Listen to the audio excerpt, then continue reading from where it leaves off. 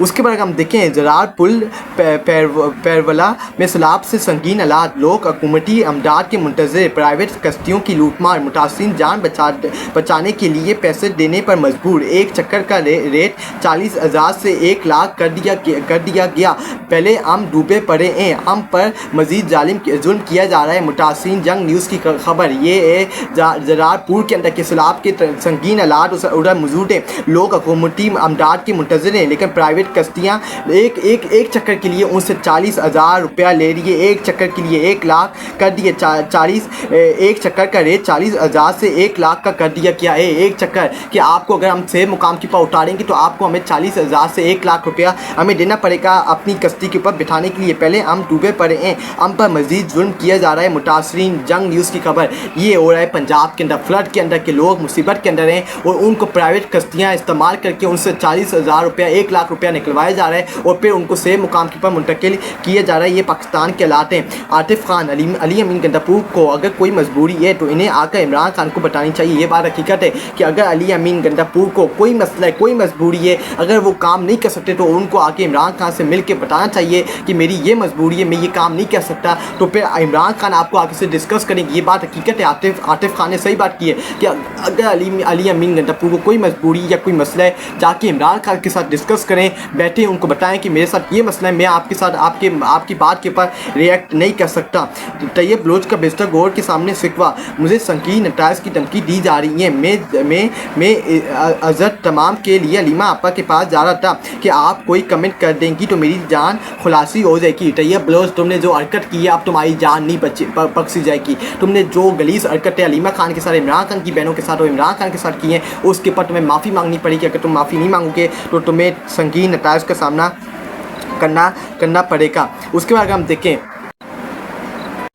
हम देखें मरीम नवाज़ की तस्वीरें अब टॉयलेट के अंदर भी लगना शुरू हो गई हैं। ये मरीम नवाज़ अपने आप को चिपकाने के लिए, अपने आप को मकबूल करने के लिए अब ये टॉयलेट तक पहुंच गई है। ये आप पिक्चर देखें आपकी स्क्रीन की पा रही हो कि मरीम नवाज़ शरीफ अब टॉयलेट के अंदर भी अब इसकी पिक्चर्स, अब बाथरूम के अंदर भी अब इसकी पिक्चर्स रखना शुरू हो गई हैं। ये जैनी टोर कीपर टॉर्चर हो गई है, ये जैनी टोर कीपर पागल हो गई है। और ये कल को पाकिस्तान के शनाख्ती कार्ड के ऊपर भी अपनी तस्वीरें लगाएगी। ये कल को पाकिस्तान के कुछ भी मसला होगा उसके ऊपर इसकी तस्वीरें लगी होंगी। कल ये पाकिस्तान का नाम बदल के अपना नाम रख देगी।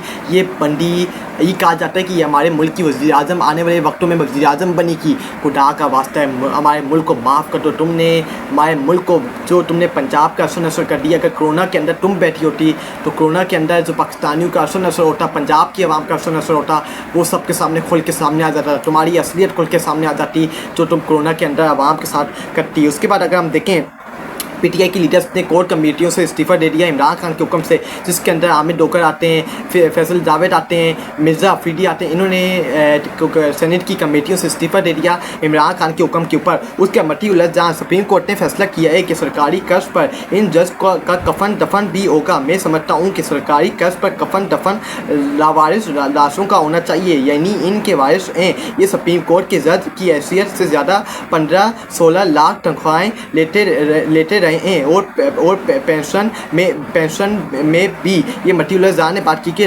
जो लावारिस हैं उनको कफन करना चाहिए, उनको कफन देना चाहिए। इन जजों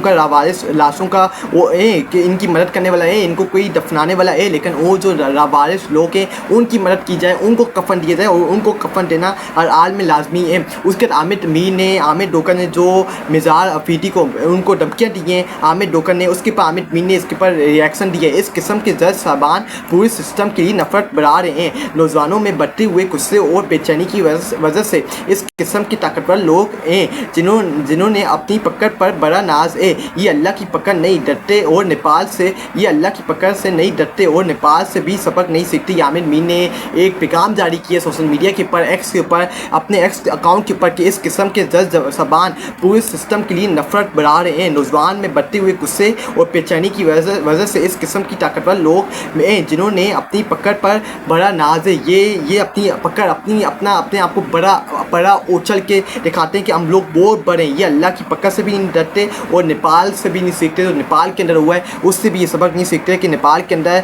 सियासतदानों के साथ क्या कुछ हुआ है। उसके बाद यलीमा खान का एक बयान है जो मैं आपको सुनाने जा रहा हूँ। यलीमा खान का एक बयान सुनिए पाकिस्तान के करंट अफेयर से मुतल्लिक। उसके बाद हम इसके ऊपर बात करते हैं। आइए इसकी तरफ चलिए। यलीमा खान आगे चल के भी हम उम्मीद करते हैं कि जैसे इमरान खान ने कहा है कि ये मुश्किल वक्त है, इंशाल्लाह इमरान खान ने कहा है कि घबराना नहीं है, इसलिए हम कोई घबराएंगे नहीं और हम हिम्मत करके खड़े हैं और यकीन करें कोई खौफ नहीं है किसी चीज़ का।